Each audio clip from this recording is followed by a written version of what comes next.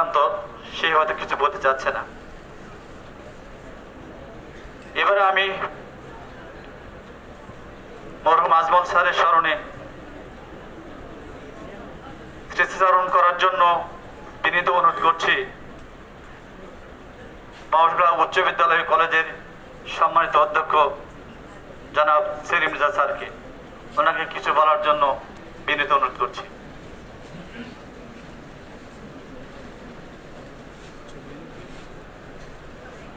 আউযু বিল্লাহি মিনাশ শাইতানির রাজীম।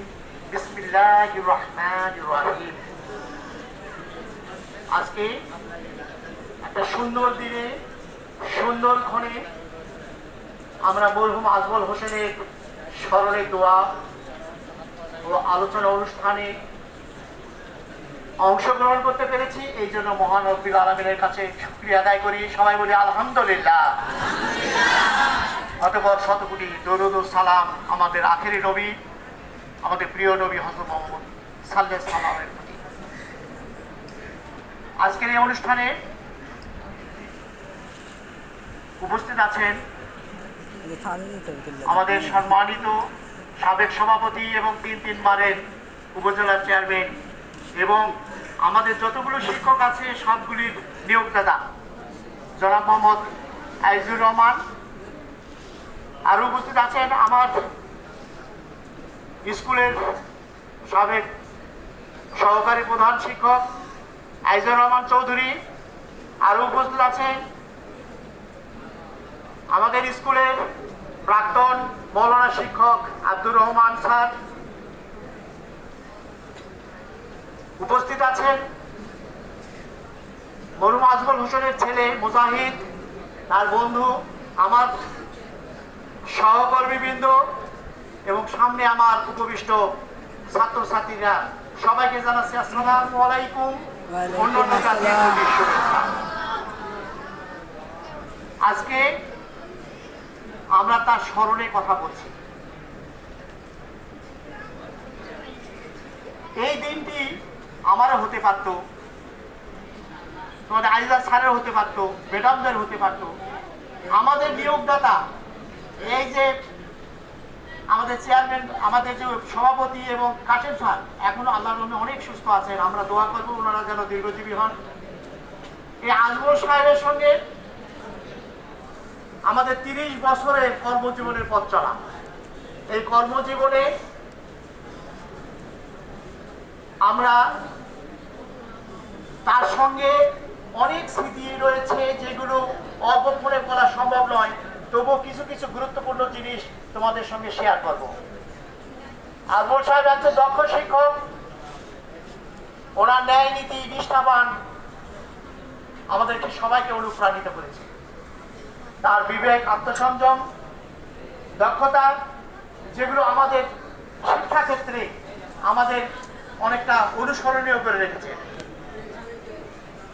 তিনি ছিলেন একনিষ্ঠ একজন শিক্ষক। শ্রেণী পাঠদান থেকে শুরু করে তার চলাফেরা একটা আদর্শ শিক্ষকের মতো ছিল। তিনি কারো সঙ্গে বেশি কথা বলতেন না, মিথ্যা কথা বলতেন না, যেটুকু বলার প্রয়োজন শুধু সেইটুকুই বলতেন। তিনি কোনোদিন আমার জানা মতে কোনোদিন তিনি হোটেলে বসে গল্প গুজব করেছেন কিনা আমার জানা নেই। তিনি একজন সৎ ব্যক্তি। এরকম একটি সৎ ব্যক্তি আমরা 18 তারিখে হারিয়েছি। তিনি অত্যন্ত ভালো মানুষ ছিলেন, এটা আমরা সবাই স্বীকার করব। এই অল্প দিনের ব্যবধানে তাকে যে আমাদের মাঝ থেকে চলে যেতে হবে এটা আমরা কখনো ভাবি নাই। তার মৃত্যুতে আমরা গভীরভাবে শোকাহত। এই পাউশগড়া স্কুলের সকল শিক্ষক সহ ছাত্রছাত্রীরা শোকাহত। একটা জিনিস খেয়াল মনে রাখবে, মানুষের মৃত্যুর সঙ্গে সঙ্গে সকল আমলনামা বন্ধ হয়ে যাবে, শুধু কয়েকটা জিনিস থাকবে। তার মধ্যে একটা হলো সাদগায়ে জারিয়া। আর এই যে মুজাহিদ আছে, আমি বলবো নামাজের শেষে রাব্বির হামহুমা কামা রাব্বায়ানি সাগীরা, এই দোয়াটা পড়বে। এছাড়া আমাদের আর করার কিছু নাই। সুতরাং আমরা যারা তার 30 বছরে 30টা ব্যাচ বের হয়ে গেছে, শত শত হাজার হাজার ছেলে মেয়ে আছে, আমরা কি তার জন্য দোয়া করতে পারি না? আমরা অবশ্যই নামাজের পর তার জন্য দোয়া করব, আল্লাহ সুবহানাহু ওয়া তাআলা তাকে যেন বেহেশত নসিব করে। আমিন। আমরা দোয়া করব তার কবরে যেন সওয়াল জবাব সহজ করে দেন। আমরা সব সময় যেটুকু ওনার কাছ থেকে পেয়েছি সেইটুকু আমরা ধারণ এবং লালন করে আমাদের বাকি পথটা চলার চেষ্টা করব। উনি এমন একটি লোক ছিলেন, এমন দায়িত্ববান লোক, আমি কোনো দায়িত্ব দিয়ে কোনোদিন তার যে অবহেলায় ছাপ দেখি নেই। আমাদের যে অ্যাসিস্ট্যান্ট স্যার আছেন ওনারও দেখেছি যে উনি কর্তব্যনিষ্ঠা ছিলেন। ক্লাসে গেলেই মনে হয় কে গেছে ক্লাসে, চুপচাপ সাইলেন্ট, সবাই একটা নিশ্চুপ, একটা মনোযোগী। আমরা বুঝতে পারতাম এটা আজমল স্যারের ক্লাস, না হয় তোমাদের অ্যাসিস্ট্যান্ট স্যারের ক্লাস। আমরা এমন একটি লোককে হারালাম। এই যে ক্ষতিটা, স্কুলের যে অপূরণীয় ক্ষতি কিভাবে পূরণ হবে আমি জানি না। আমরা সবাই শুধু তার জন্য দোয়া করব। আর তার মৃত্যুকালে যে তার এক ছেলে এক মেয়ে আছে এবং তার স্ত্রী আছে, তাকেও যেন এই শোক সইবার মতো ক্ষমতা আল্লাহ মহান আল্লাহ পাক যেন শোক সইবার ক্ষমতা দান করেন।